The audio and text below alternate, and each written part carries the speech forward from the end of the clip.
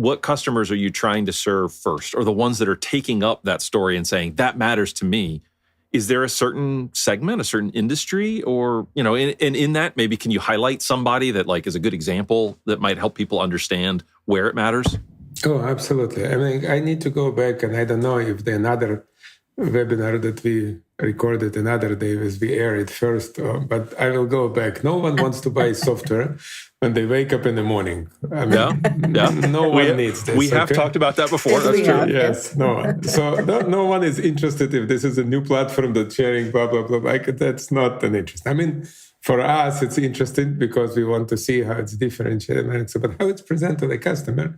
So the biggest aha moment that OpenBOM creates for customers is when it makes engineering data available for business.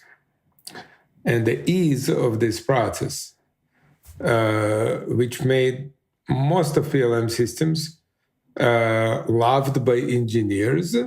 If I can speak about love of engineers to PLM systems, but that's a separate conversation. But, there are people groaning right now, but yes. But those people that are passionate about PLM and how it's successful and how it's great, it's in engineering, okay?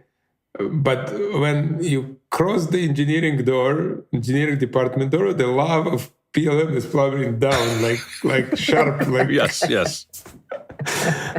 So, and that's the aha moment that many of OpenBOM customers are experiencing firsthand.